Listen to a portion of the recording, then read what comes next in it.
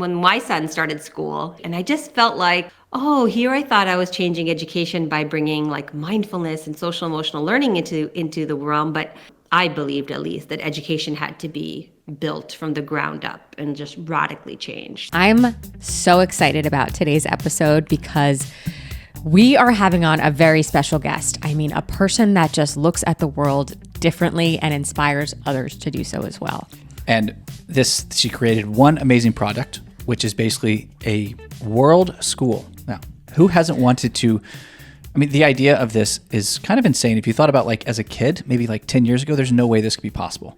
And that is taking your family and children around the world to go to schooling, to actually go to school. Yeah, not taking them out of school to go on a vacation, but traveling to go to school. This is a different type of, it's not just a product, it's a way of living, it's a lifestyle. Yeah, so Rekah created Boundless Life, which is an international global schooling system where you can take your kids and you'll travel basically as a community with other families. And the kids go to school in person, not just like online.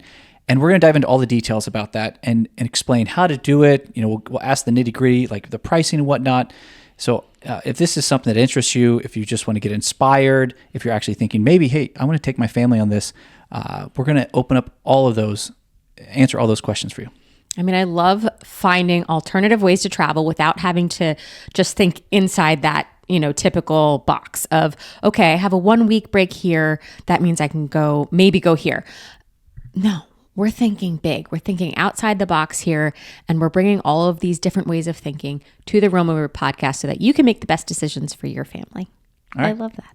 Hope you enjoy the interview. All right. Welcome to the show, Rekah. We are so excited to have you on and to share your story. So we have talked to you before. We know all about you, but why don't you introduce yourself to the Roma Root podcast?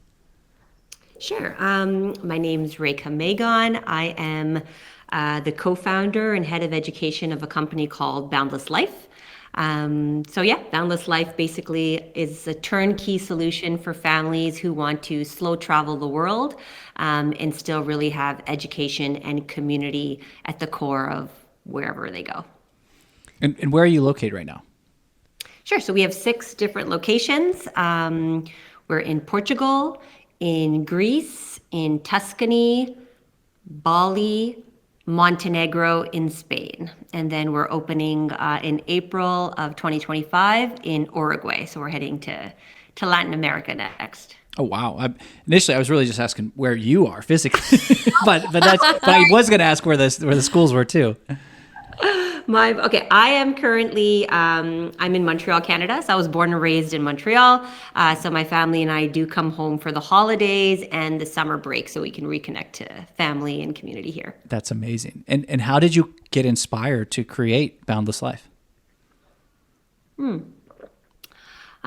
Great question. It all started, so my previous career before I was an entrepreneur, I studied accounting, so I did my CA. I was recruited really early on by KPMG, in my first or second year, and I was working with them and had a great job, very secure, could make my way up the ladder easily.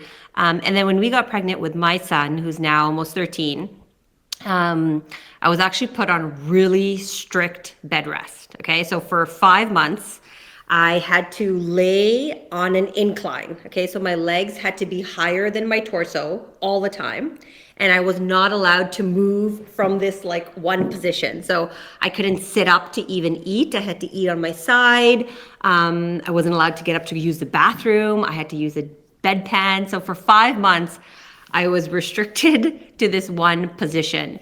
And you have a lot of time to close your mouth. Scott's jaw is like on the floor. Yeah, and reflect. And I mean, I kind of just like ended up in auditing at KPMG because it was just like, I feel like at that age, you don't really know what you want to do in life. You haven't had enough exposure and experiences to really like dive deep into who you are and what you're meant to be doing in this world. And I mean, now that I look back, I feel like those 5 months were like such a huge opportunity for me because it kind of like forced me to stop, right? Like I couldn't go to work, couldn't, hang out with my friends or make dinner or like, do all the things that we get so caught up with on a daily basis. And I was just kind of forced there to lay down. And for me, like I just started, re-looking at what I really wanted to do with my life. How did I want to contribute to the world?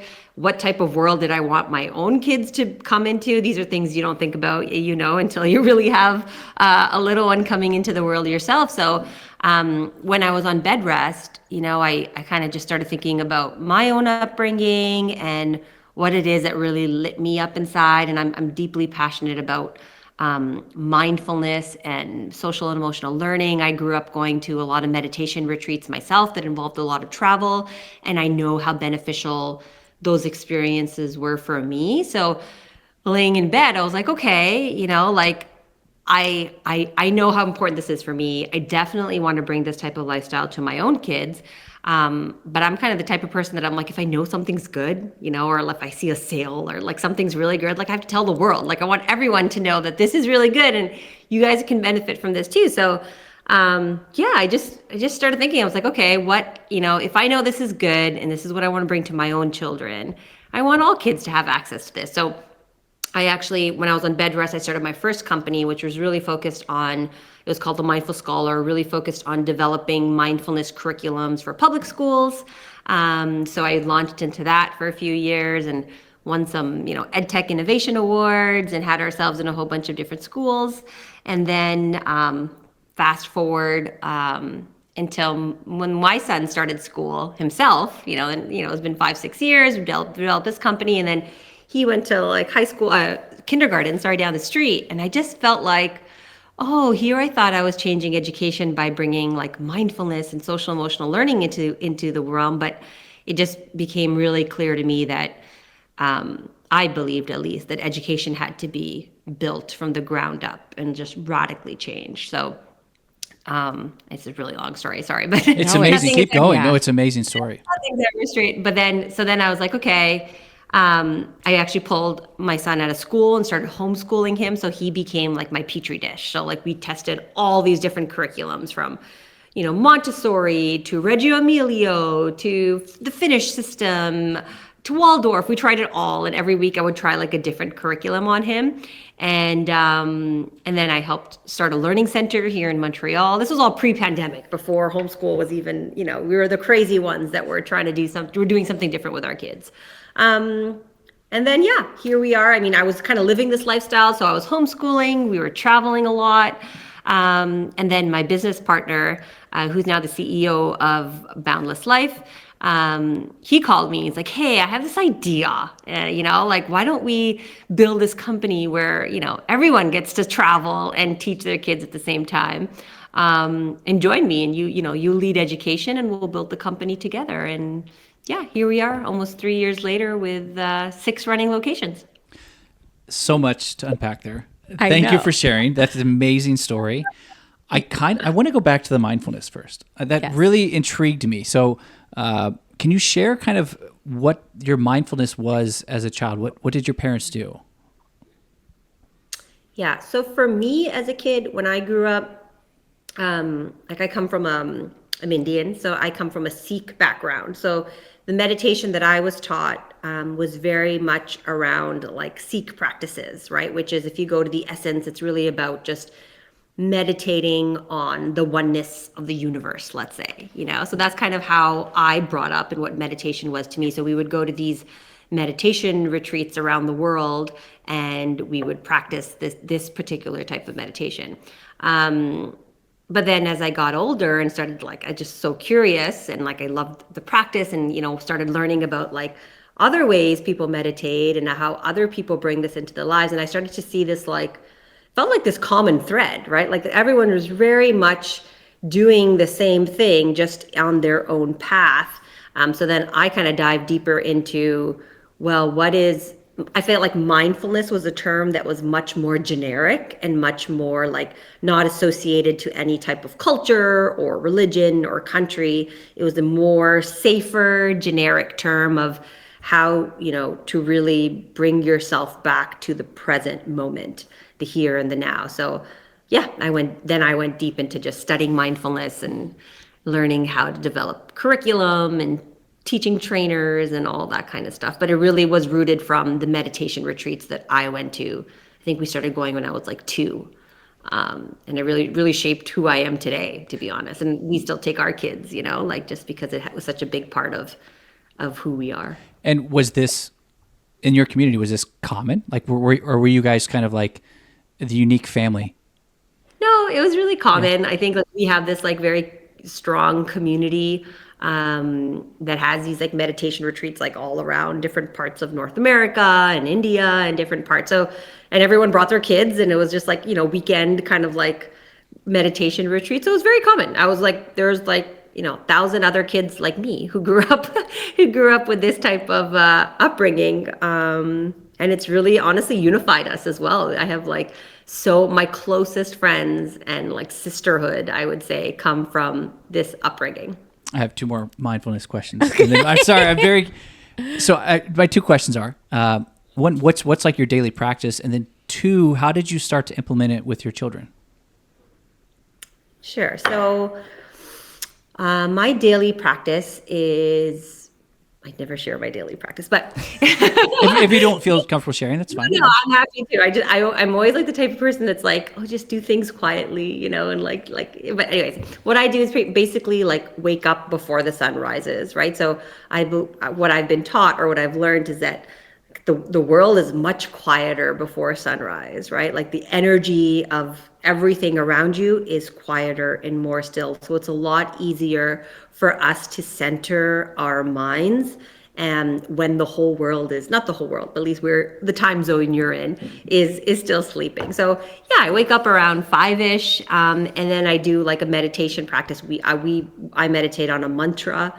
So, I have my own routine. I set my candles and I read something kind of inspiring to get me into a bit of a mood. And then, yeah, I'll meditate for, half an hour. If it's a good day, maybe an hour. So that's kind of like my daily practice. I try to do a shorter version before I go to bed as well. For our kids, yeah, I mean, it's evolved. They're older now as well, like they're 10 and 13. So I think it's evolved with all the different phases of their lives. I'm also like not the type of parent that's like, you have to do this, and it's like, do this or not. Like I try to make it very, like inspiring them to do this practice that I believe in so much, but in a very organic way, so they feel like they are doing it themselves, So when they were super small, like maybe your child's age, like I would have put my son in his like little what are those called? Not a bassinet, but the playpens that we used to carry with us everywhere. So like the playpen was like his meditation zone, and I would like put on like the meditation music. I would sit, I believe firmly in like modeling the behavior that you want to see in the kid. So like I would sit next to him outside the playpen and I would do my meditation and like just have him like observe me initially. And with time, like I think some days he would try to practice, copy me. Some days he wouldn't. Some days he would want out. It was really like come and go. But that's how we kind of started it when he was young. And yeah, it evolved. And when we started homeschooling our kids, I started this, we did something called a charm. So it was like these 6 things that they had to accomplish on their own before they were able to like, watch the one TV show that they were allowed to, let's say in the day. So like one of the things, M in charm stood for meditation. So they had to do like a minimum of 15 minutes of meditation as part of the things that they had to accomplish before they were able to, do the one thing that they really want. So we would do affirmations. The A stood for affirmations, and the affirmations would always include something to do with meditation as well. And then they had to actually practice the meditation as well. So yeah, kind of just finding creative ways to like weave it into their daily lives. And now I don't do anything, they're like little preteens, and I think they know themselves, like when they need to meditate, or they love going to these meditation retreats. They're very active. They give back a lot and they participate. So we go like twice a week to our own temple, and they just totally do their own thing. Like they're leading the meditations. They're very active in it themselves. So, yeah, I think it really changes with the season that you're at as a parent. And I would always just encourage parents to not force, but to model. And I feel like organically, then kids pick up on that and want to do it themselves. And then it's an intrinsic motivation, which I think is much more long lasting than extrinsic.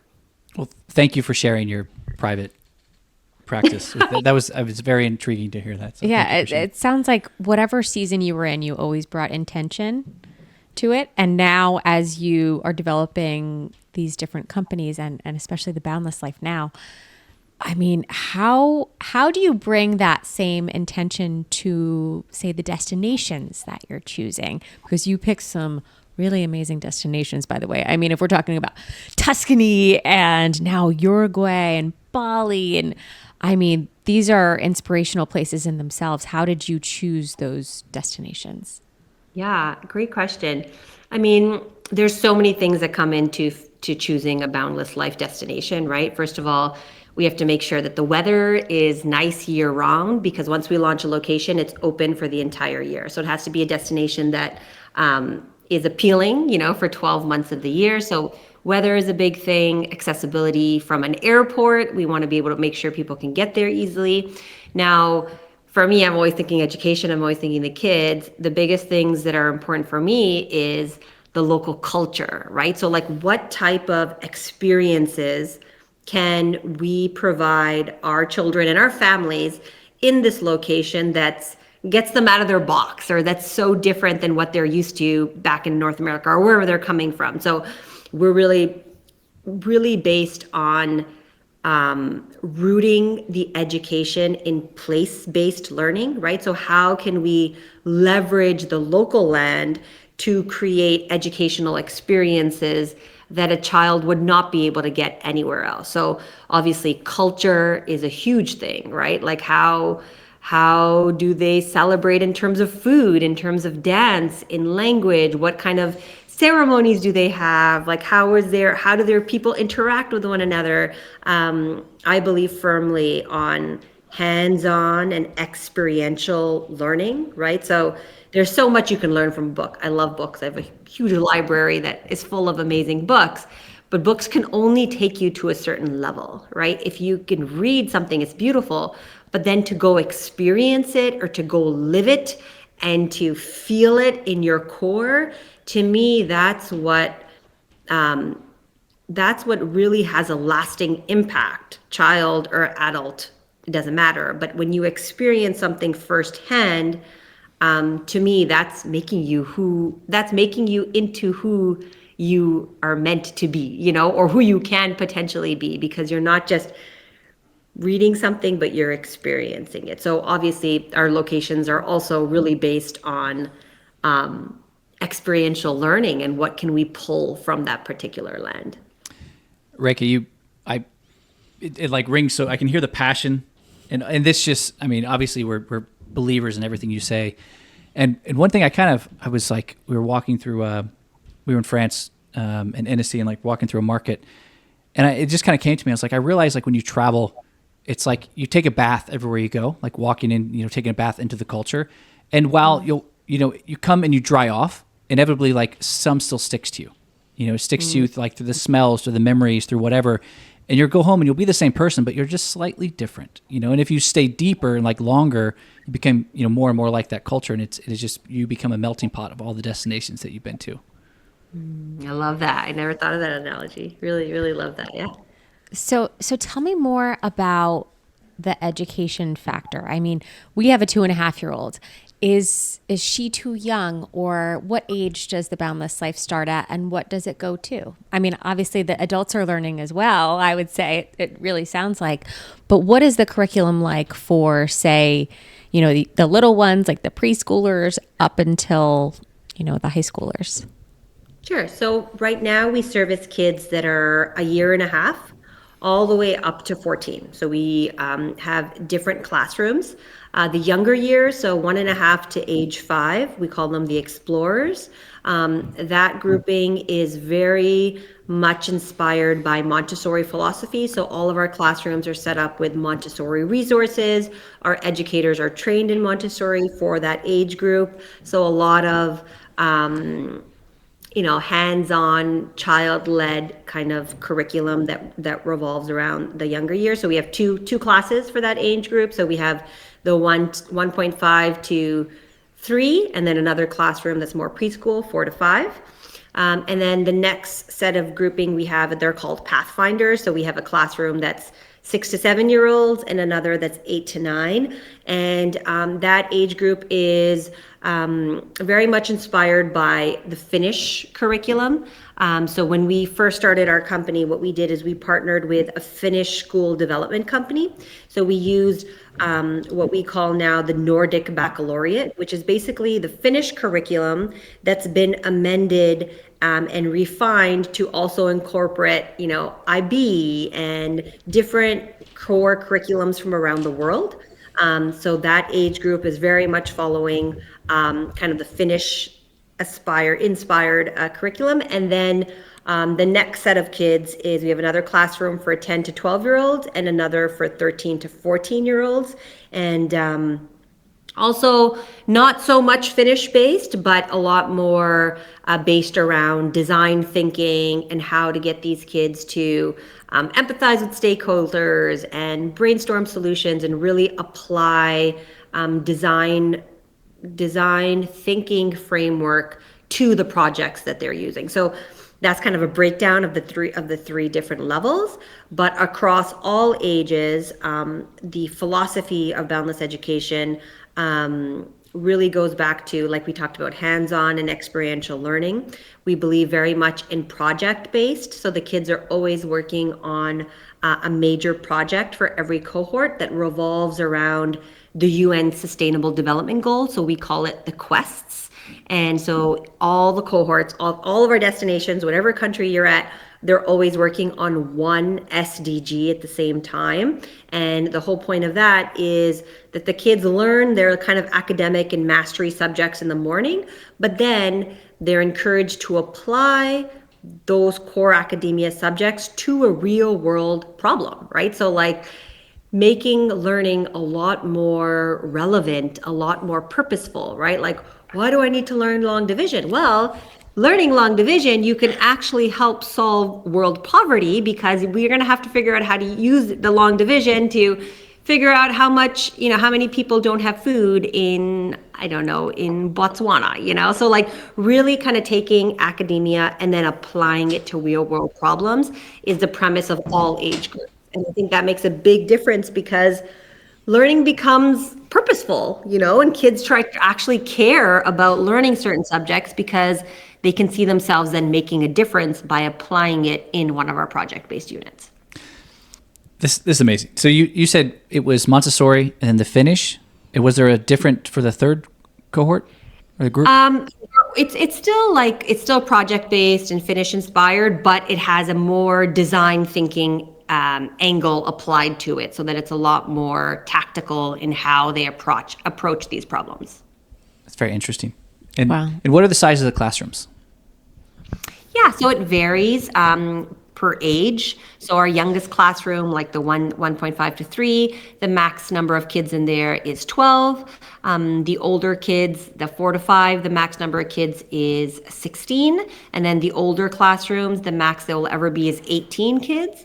And so smaller classrooms than what you'd see back here in North America. And then we have a higher ratio of teachers as well. So every class will always have a lead educator as well as a part-time support, so that there's always, kind of a ratio for older kids of 1 to 9 per educator, so that there's a lot more. We're trying to do a lot more personalized learning, really meeting the kids where they're at. We believe very much in every child being unique and different, and it's one thing, you guys only have one daughter now, but you'll see when your next one comes, how different two children are, even though they're in the exact same household, the same environment, same parameters, same upbringing, same DNA composition. Yet even within a household, two kids are always wildly different. And it's always boggled my mind. I'm like, why do we build this education system where you're teaching everyone the exact same way based on what year they were born in, right? It doesn't make sense. Like, you have certain kids that are they learn better through movement. Others are more visual. They need to see something written for it to sink in their minds. Others are more auditory. So we actually do this, something we call the 360 profile. So before a family even joins us on site, we build a 360 profile on every child that's joining a Boundless education cohort. So we have an admission specialist who'll sit down with the parents, sit down with the child themselves, and I try to have the child go through a learning quiz so that we can better understand how does this kid learn best, and then provide this kind of document of not only how does a child learn best, but what are their favorite books, what are their favorite TV shows, what do they like to do in their in their spare time, and then provide that 360 profile to the educator before the kid even comes on site, so that they have all this knowledge and insight on who this little being is, and they can try their best to cater and individualize learning for that particular child. That's amazing. What's the commitment then for, what's a semester, I guess? Yeah, so we have different products. So we have, during the academic school year, we have 3-month cohorts. So all cohorts start on the same day across all destinations. So our first cohort is from September to November. And then we have another one from January to March, and then a third one from April to June. So those kind of they're all 3-month cohorts, but collectively they're basically the academic school year, right? So if a family wanted to join us and do a full year abroad, they would do it in those 9-month offerings. Now, we also do summer programs at all of our destinations. So a lot of families who are not ready to take the jump like you guys have or we have of really traveling abroad even during a school year, they can also come do a Boundless 1-month cohort. So we have a 1-month cohort in July, a 1-month cohort in August, and then this year is actually the first time we're also trialing out a kind of holidays program. So it's like a 3-week program in December. That's a hybrid between family time and some days at the education center where families who want to kind of do a holiday abroad can join us in one of our locations. That's amazing. Now, when you were talking about the difference of the learning capabilities of each child, how do you manage that within the classroom? How do you navigate, if one kid is, like you said, much more physical and the other one's wants to sit down? How do the teachers navigate that? Yeah, great question. So our teachers are trained in being able to deliver concepts and curriculum through differentiation. So typically what we do is the first week of a cohort, there's assessments done to understand what level are different children at, and then they're kind of put into these little mini subgroups that then both educators can support individually based on what group kind of they've been set up and teach to the different levels. And that's in terms of curriculum delivery. Now, in terms of learning styles, something we've implemented is this September, actually, we just trialed it out. The kids are now doing this learning style quiz that prints out a robot of each child. Okay, so now this robot is actually really interesting. There's all these different cues for the robot. So if your child has, let's say their robot has purple eyes, that signals to the educator that everyone who has a purple, and they're put up on the board, okay, on the wall of the classroom. Every kid that has purple eyes actually needs a movement break after every 30 minutes, right? So they'll be able to visually, through these robots, the educator is able to quickly identify which kids need which type of breaks or how they need particular instruction, and are better able to personalize to each child. So this is something new. We just started as of September. It's a work in progress, but it's a really powerful way to educate not only educators, but students themselves a visual cue of, hey, how do I learn best? Okay, I recognize that I learn best, I have, a triangle nose on my robot. So maybe that means I learn best by, quiet spaces. So maybe I can't work when there's, 20 other kids that are screaming in a classroom, and I need headphones that are, silence out so that I can focus on my work. So really kind of giving the students themselves and the educators more visual cues on how to enhance every child's learning outcome. So that's something new we're trialing, and I still think we need to, like, we're still fine tuning it, but that's really the direction that we're going, is little tricks like this to empower them to do more personalized learning. That it's funny. Well, I don't know why it popped in my mind, but like Ray Dalio and his company, the very prominent investor, they had like little player cards for the team members, and pretty much like it was kind of like it was developed in a 360 way, and what it was used for was like I don't know, I'm just making up a topic. Like, let's say they were talking about like environmental issues or whatever. If you weren't educated or like an expert in that, you didn't get as much voting power as someone else who like they were a part of it. And I think about your robots as like the little player cards they had for this. So they looked at it as like how you can participate, and yours are kind of like the opposite of how I then talk to this person. So I think it's an amazing way that could be used. It's a great feedback. Yeah. And with these teachers, are you bringing them in from Canada, or are you hiring them locally, or how does that work? Yeah, so we have a mix. So all of our lead educators that are like kind of responsible for their own classroom are international educators. So they come from across the world, but typically educators that have the experience of teaching in different international settings, and then we'll bring them into that particular country and they'll teach there. And then the facilitators or the support educators that are also in the classrooms are typically local. And we do that purposely because we want to have this mix of international educators and then local educators the local educators are the ones that bring in the local feel and the culture and teach the local language and can, teach you how to do a Greek meal or a Greek dance, and really kind of add in that element.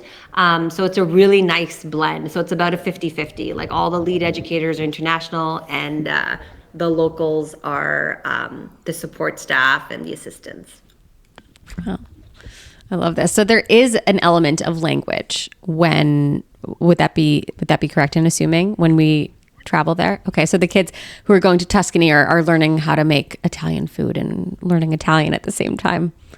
Yeah. So all of our education centers, the first language is English. So our form of teaching is definitely in English. And then, as a second language in all of our Spanish-speaking countries, we do teach Spanish as a full-on second language. And then all of our countries, we have something called culture time, where there's like dedicated time in the curriculum for all ages to learn about the local culture and learn the local language. So they learn the local language in every country that they're in. It's a lot more conversational, So like, hey, you're getting like, and then like, this is how you say, can I have a chocolate gelato, in Italian. Priorities. Exactly. And then the kids are really encouraged, and the educators will actually take them to the gelato store and have them practice, how to say these, like, again, really trying to teach in a more hands-on, experiential way so that they're learning it, but then also practicing it as they go. This is so beautiful. Now I'm hungry for gelato. Hope. Oh, yes. Yeah, of course. Well, now, that's not new. So we have someone who, let's say you've got a parent who's hearing this for the first time, and they're not huge travelers, but all of a sudden they're super inspired. How would you say they start? Like, they might think, what would be your recommendation for like sorry.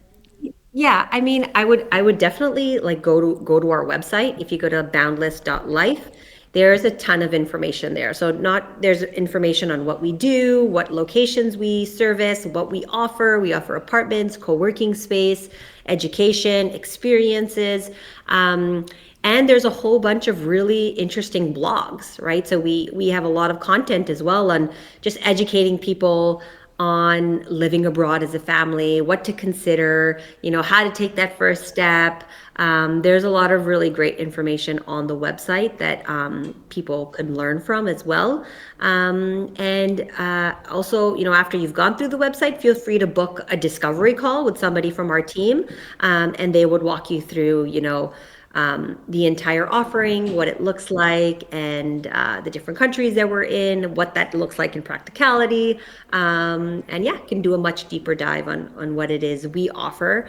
But then even just generally, right? There's if you've never considered traveling as a family, I think there's a lot of fear that comes with that, especially with as kids get older. Am I messing up my kid? Like, what is this going to do to them? Like, there is this because it's different than the way most of us have been brought up, right? So I always feel like fear is the biggest thing that holds people back. So I'm always an advocate of just encouraging people, whether it's boundless or not boundless, like just to take a step beyond that fear and to trust that, like, as a parent, the opportunity or the lessons that you would give your children by just stepping out of that comfort zone and going somewhere new. It doesn't have to be with us. It doesn't have to, like, even just to another country or another state if you're, from the States, but just kind of taking that step out of fear and stepping into trust, and knowing that kids are actually super, like, they absorb so much around them, and there's so much that kids learn and grow from just by being in a new country and being in a new environment. So I would really just encourage people to push through their fear and just give it a shot, when whatever feels comfortable to them, but really taking that first step. Like, because I find once you do and you see the ripple effects it has on your kids, it's almost harder to go back. Like, it's like it's so hard to, like, unsee the amazing changes it has on a little kid. Like, I remember when my kids I studied abroad. Like, I studied here at McGill, but then I did a semester abroad in Singapore at NUS, and I fell in love with Southeast Asia at that point. And so, like, I traveled all around, and when we got married, I took my husband back I love this one area in Thailand. It was called Chiang Mai. Before it was found, it used to be this hidden gem, that, like, no one knew about, and I loved it. And I took my husband there, and then after we had kids, we went back with our kids and spent a month there. And I remember, like, my son was in kindergarten, and I remember his teacher being like, "Oh my God, he can't miss a month of school. Like, he's gonna fall so behind. Like, what are you gonna do? Like, this is not normal, blah, blah, blah." And I was like, he's going to live in this tiny village in Thailand. Like, the experience he's going to get is like he'll catch up on his ABCs. Like, he already knows them. He'll be completely fine. And I remember when we went on this trip, like, the amount, and he wasn't in a boundless school then. There was no boundless school. It was just us and them exploring. And I'll never forget, like, how much I saw them grow within this 4-week period. Like, they were only 2 and 4, but they expanded so much as human beings. Like, I saw them, go interact and try to play with these little Thai kids who couldn't speak a single word of English. None of them could speak the same language. And they sat together for an hour and a half and figured out a way to communicate and play and bond. And I found that so fascinating. I'm like, at 2 and 4, these kids can transcend language, can transcend different cultures, and find that common thread that runs between all of us. And to me, like, at that age, they were being adaptable and they were being resilient, And when we came back, like, they were, like, able to, like, have conversations with adults and have conversations with seniors and, like, talk about their experiences. And they just expanded in a way that I knew would not have been possible had we stayed at home and gone to kindergarten for that month instead, And after that, like, I just had such a hard time not giving them more experiences like that. So I guess it's also addictive, but once you see it in practice, I really feel like it's just getting over that initial hump of fear, and really, like, settling in to trust. And I feel like things just can transform after that.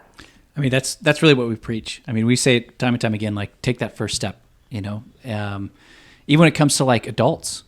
And, if you're going to take, like, a gap year or go travel for a few months.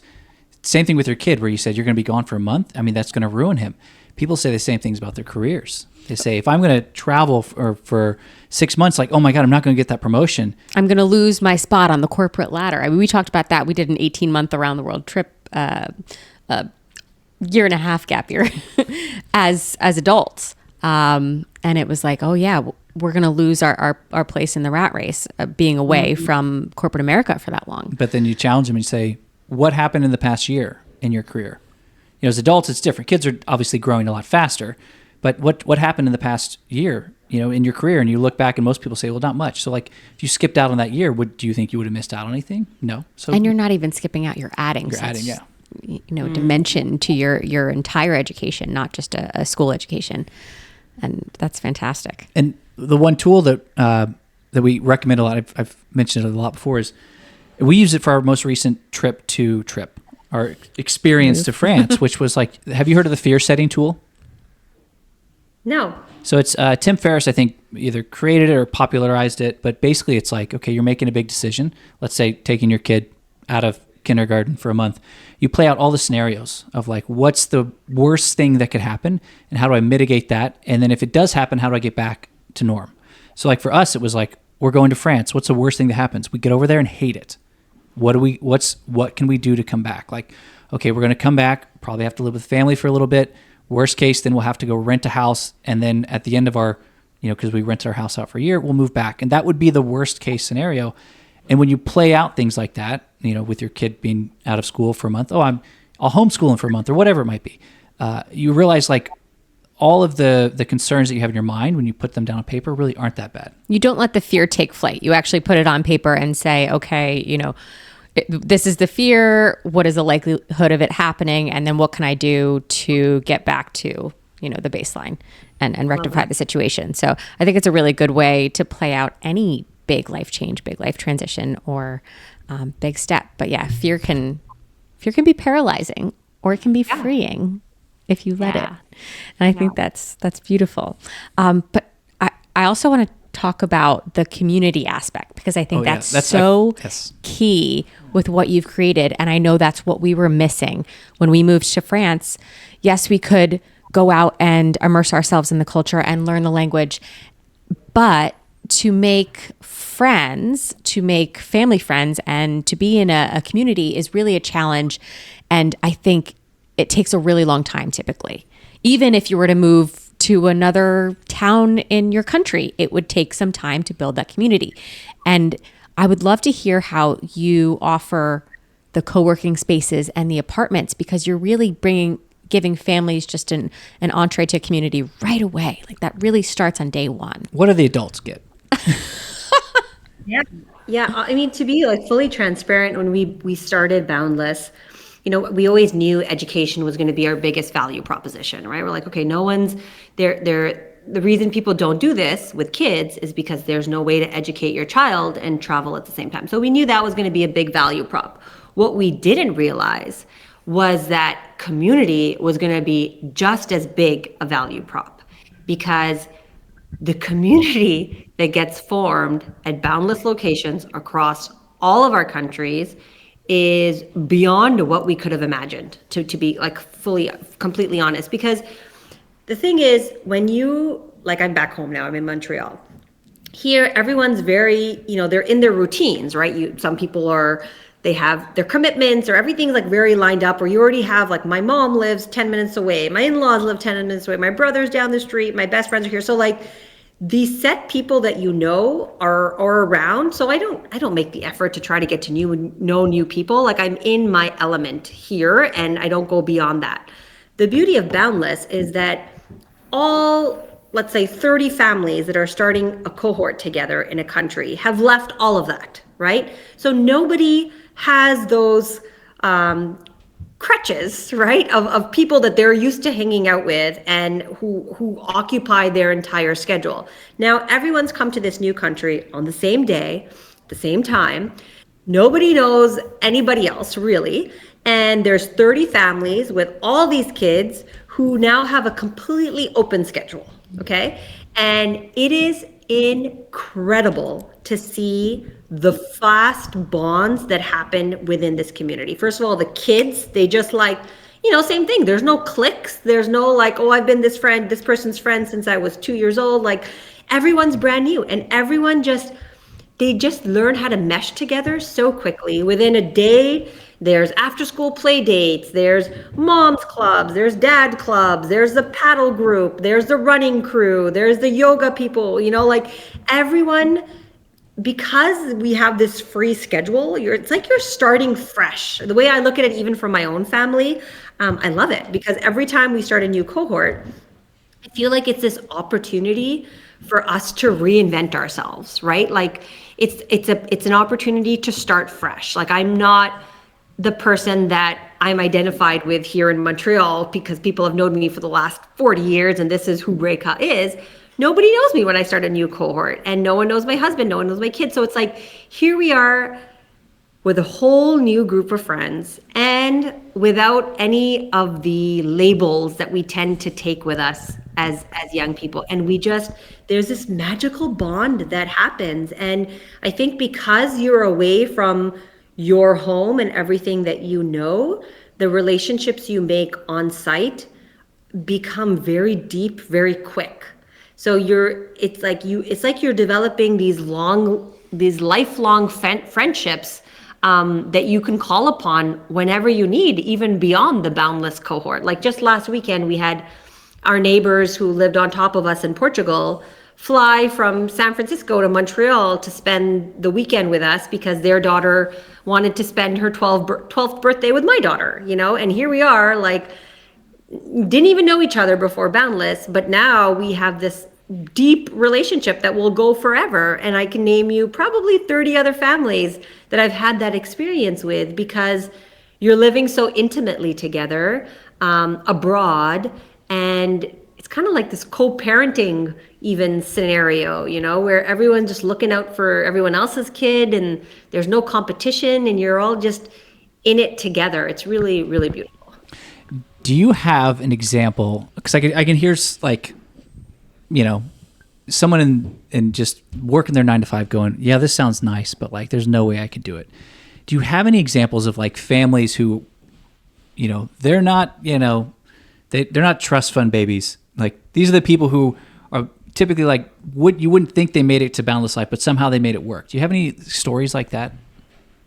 Yeah, for sure. We have a ton of families who have figured out ways to make it work. I think the biggest thing, if you want to do a 3-month cohort with us or a longer cohort, is to figure out how to transition from an in-person job to a remote job, right? So I think we even have resources on our website to share with families how to have that conversation with your company or with your boss on how can I work remotely for a few months, So I think that's the kind of step number one for people who are not able. We've had families who, they rent out their house for the 3 months that they're gone, or they take a loan, or like we have so many families who have done everything to just make this a reality for their own family. So there's definitely a lot of creative ways to make it happen.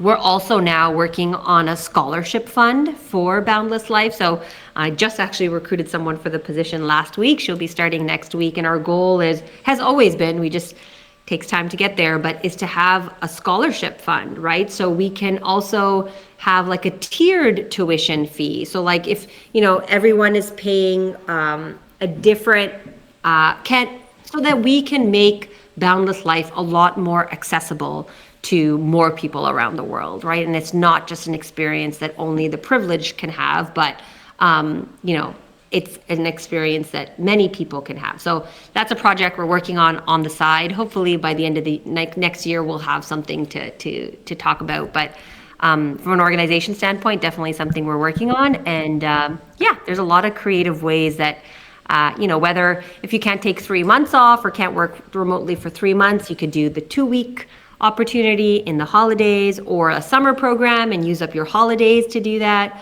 There are different options. That's why we have different products as well to suit the different demographics of families that can do this. Now, are all of your tuition fees online? And because I would imagine they obviously differ based on how long you're going for. Yes. So people can find that online. All the costs and everything, the prices for everything are on our website. Okay. And do the costs differ based on the location? They will starting this new year. So we're actually going to announce that we're now doing seasonal pricing. So it will cost the fee will change based on what location has high season and low season, right? So for instance, like right now we launched Spain in September and it's just packed, like everyone wants to go to Spain, so we will be introducing seasonality prices come January so that people also can choose, for the ones who maybe can't afford to go to Spain during the high season, maybe they can go to Greece in the winter when it's a little cooler and they don't mind being in a little bit of a cooler temperature, but have a lower cost to pay. Wonderful. And maybe I was a bit confused at one point from my research. Is there a community that travels around, or is it just you get to pick where you go? So initially when we started, it was you get to pick where you go. So we do these, these are the different cohorts and you can sign up for whatever you'd like. We've also since then launched some 9-month programs. So in September, we launched, the first time we launched a program for 13 and 14-year-olds. It's called the Trailblazers. And what we did with that program, because for teens, the consistency of their peer group is so important mentally when they're developing at that age. What we did is launched a 9-month program where 20 families would travel together to 3 different countries. So we have, this program has one educator that follows this group of kids to 3 of our different countries. So we started in Bali, we did 3 months in Bali. Now we're gonna continue in Greece. So this educator and all the 20 families will reunite in Greece in January. And then again, we'll all move together to Montenegro in April. So it's this 1-year academic program abroad where the families are traveling together for a more peer consistent group of kids and families really.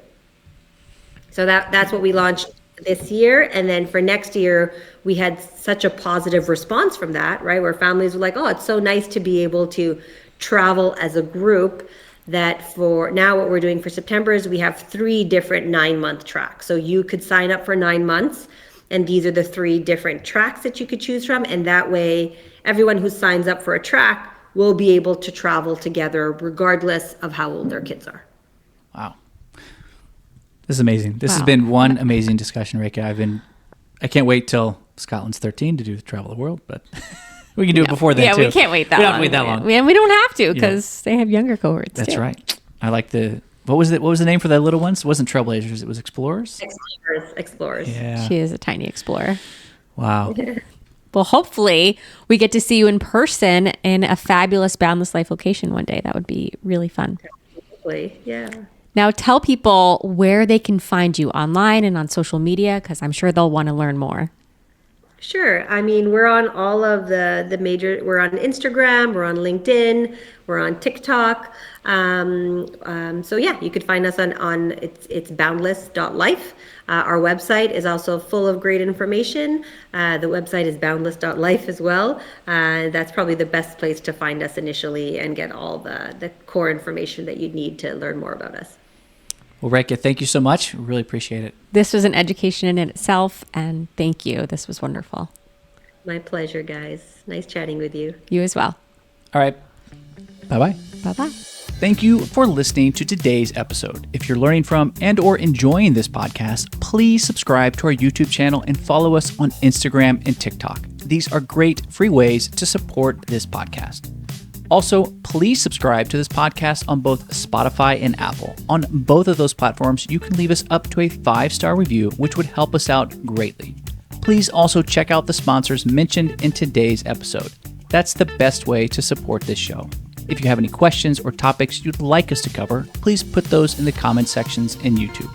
And yes, we do read all the comments.